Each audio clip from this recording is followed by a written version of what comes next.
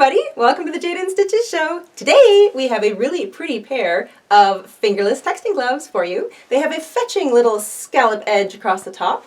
The bottoms are nice and flat, and they're made using that really pretty split shell stitch pattern that we have also done a little beanie hat in and a really nice scarf in. We'll put the links for those two tutorials in the description box down below. But today, let's focus on giving our hands a little love. So let's head on over to the craft table and whip ourselves up a pair of these really pretty little fingerless gloves.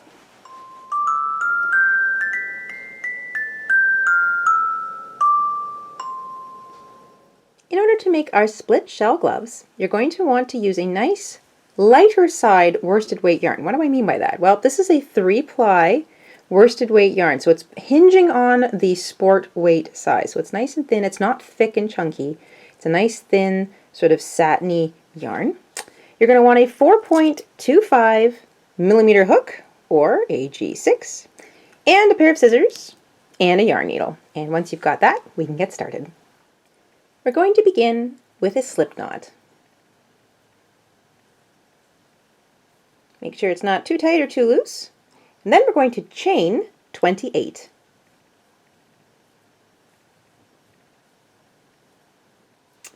Once you've chained 28, you're going to find the first chain you made. Make sure that it's flat, you don't want to twist this, and carefully join with a slip stitch. At this point, you can pull up on your loop a little bit, put your hook down, and try it on. So it should go on over your hand fairly comfortably. When you hold it around your fingers, there should be just enough give that you can wiggle your fingers and get it on over your wrist. If it's too tight, you need to take it out, get yourself a larger hook, maybe a 5.5 millimeter, and then start again. If it's way too big, so you've got just so much give, then you need to take it out and start over again with a smaller hook. But either way, you need to start with 28 chains and then join to the first one with a slip stitch. If you're good to go, we can continue. We're going to begin row 1 with a chain 3. So try to keep your little short tail out of the way. That chain 3 counts as a double crochet. You're going to double crochet into the same stitch as joining. So that's the one that you just chained 3 out of. It's right at the bottom of your chain 3.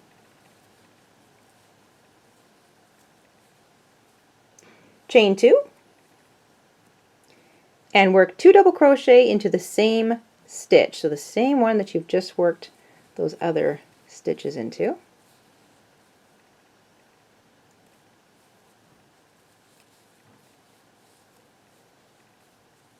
And there you go. So your chain 3 begins, it counts as a double crochet, work double crochet, chain 2, 2 more double crochet into the same stitch, and there is your first split shell made. We're going to skip 3 stitches. So carefully identify the next 3. 1, 2, 3. Find the 4th and work a split shell into it. That is 2 double crochet,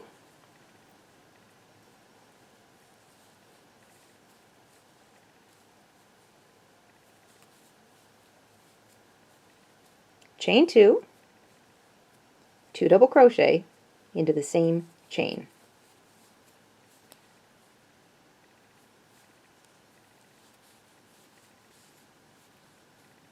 All right. You're going to skip 3 stitches. 1, 2, 3. Find the 4th and repeat. 2 double crochet, chain 2, 2 double crochet.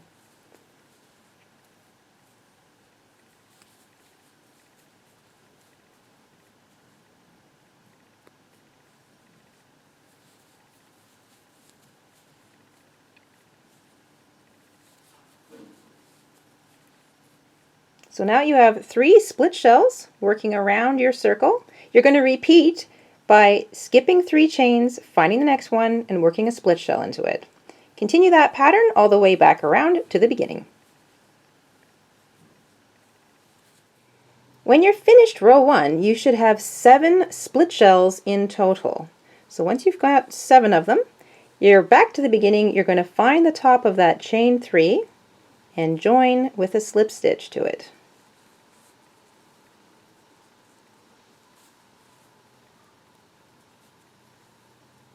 we go. Now that's the end of row 1. To begin row 2 and every other row, you want to slip stitch to the next chain 2 space. So you always want to begin a row in the chain 2 space. Let's begin row 2. Chain 3, and into the same space, double crochet, chain 2, double crochet.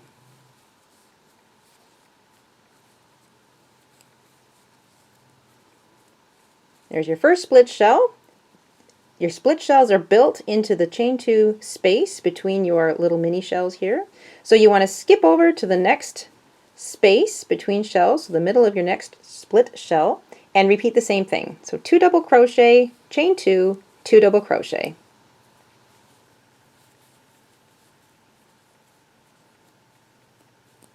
Remember, the chain 3 at the beginning of every row counts as a double crochet. So you have to remember to count that as a double crochet. So even your first shell is technically 2 double crochet, chain 2, 2 double crochet, because that chain 3 counts as a double crochet. And that's what you're going to do for row 2. Once you're finished the split shell in the middle of the first row's split shell, skip over to the next middle and begin another split shell. 2 double crochet, chain 2, 2 double crochet. At the end of row 2, you should still have 7 split shells. You're going to find the top of the chain 3 that you began the row with and slip stitch to it.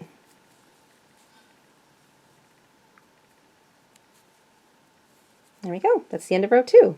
Remember, you need to start every row in a chain 2 space, so slip stitch into the next stitch and then slip stitch into that chain 2 space, and that sets you up to begin your next row. This is row 3. Row 3, 4, 5, and 6. So the next 4 rows are all the same thing. So the repeat of row 2 essentially. You're going to chain 3 to begin. Finish that split shell in the same space. So double crochet. Your chain 3 counts as a double crochet. 2 chains and 2 more double crochets. You're going to work a split shell in the middle of every other split shell all the way around. So you'll still have 7 sets in every row. When you get back to the beginning, join with a slip stitch in the top of the chain 3, and I will see you at the end of row 6. At the end of row 6, you should have something that looks like this. A fairly even cuff with 7 sets of split shells all the way around in each row, each one worked directly above the one from the row previous. So slip stitch to join, and then slip stitch up to the next chain 2 space. We're going to begin row 7. This is the thumb hole row, and both gloves can be done exactly the same way. They're fully reversible. You don't need a left and a right. We're going to chain 3 to begin. That counts as a double crochet. Finish that split shell, so double crochet, chain 2, and 2 more double crochet into the same space.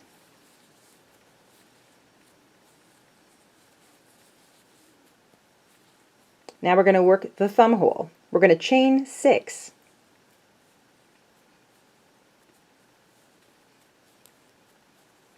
Try not to let the thing spin around on you.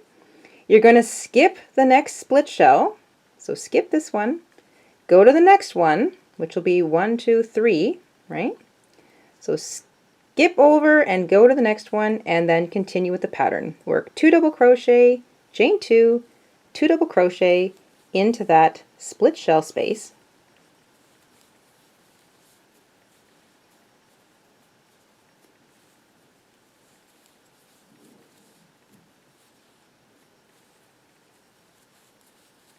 And then the rest of this row is just like the previous ones. Find the next split shell space and work a split shell into it. Get back round to the beginning, join with a slip stitch, and slip stitch into the chain 2 space to prepare for row 8. At the end of row 7, you should have 6 split shells and 1 big gap that is 6 chains wide. So when you get back around to the beginning, join at the top of your chain 3 with a slip stitch, and same thing we usually do here, just slip stitch into the next stitch and then right into the chain 2 space to prepare for row 8. Row 8, we're going to chain 3.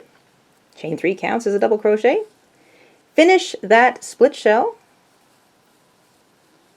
So double crochet, chain 2, and 2 more double crochet into it.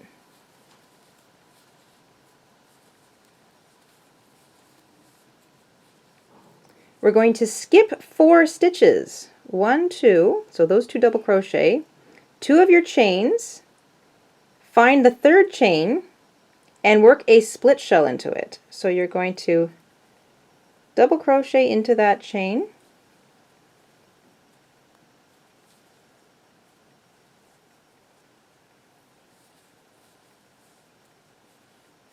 twice, chain 2, and 2 more double crochet into it.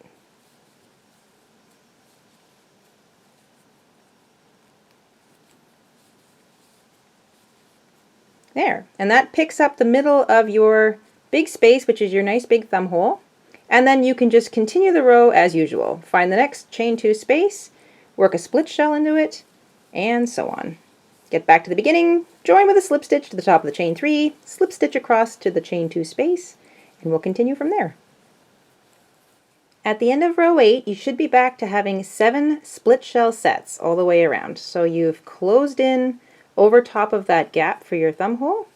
And now we're going to do rows 9 through 12. So 9, 10, 11, and 12 are all just like a regular row. So you chain 3 to begin, finish the rest of that split shell, and then just work a split shell in each chain 2 space all the way around. So rows 9, 10, 11, and 12 are all the same. So I'll see you at the end of row 12. At the end of row 12, you should have something that looks like this. So after you finished row 7, which is your thumb hole row, and you got into row 8, you should be back to having 7 sets of split shells all the way around, and you should continue having 7 sets of split shells in each row all the way up to the end of row 12. At the end of row 12, just join with a slip stitch to the top of that chain 3. You don't need to do anything more, so you can snip your yarn and fasten off. Give it a nice tight tug. And then you want to grab your yarn needle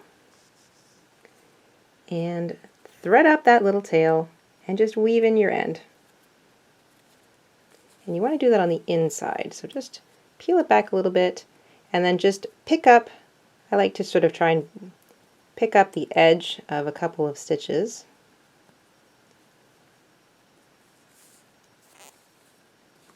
And bring it all the way down to here. So I can weave it in back and forth underneath the bottoms of the double crochets. So let me just, there we go. Turn it around so you can see what I'm doing. So I'm on the inside of my glove, and then I'm going to hop over a stitch, go back the other way. Oops.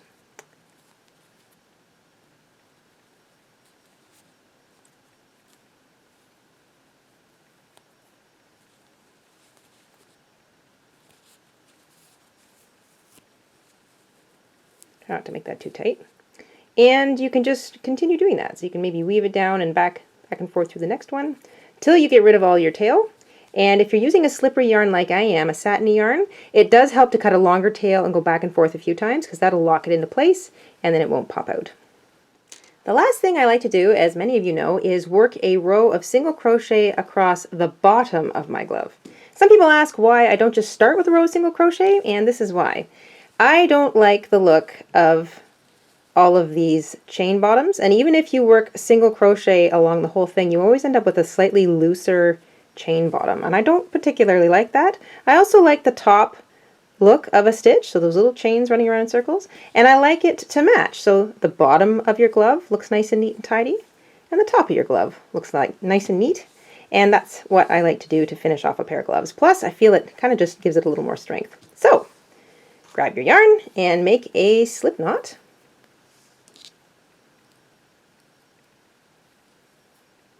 Pick up your glove and flip it upside down so that you're on the bottom. Pick any old stitch. So I like to start sort of in the bottom of a split shell because it's sort of an easy thing to see. Join my yarn there with a single crochet. And remember, we chained 28 to start, so you should have 28 single crochets all the way around this row when you're done.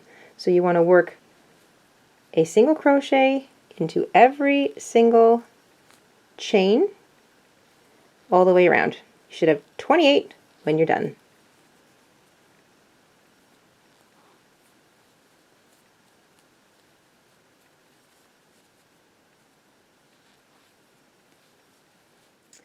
Once you're finished, you should have 28 single crochet. Just join with a slip stitch to the beginning single crochet that you joined with, and then snip your yarn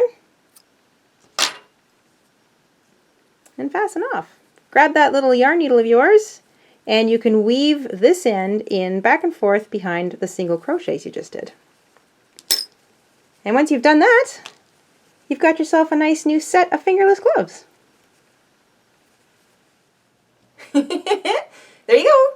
No left, no right. They're fully reversible, and they're really cute. So whip yourself up a pair this afternoon. I hope you enjoyed making these along with me today, and thank you so much for tuning in. We will see you again really soon on the Jayda InStitches show. Until then, stay safe, stay crafty, and have an awesome week. Bye!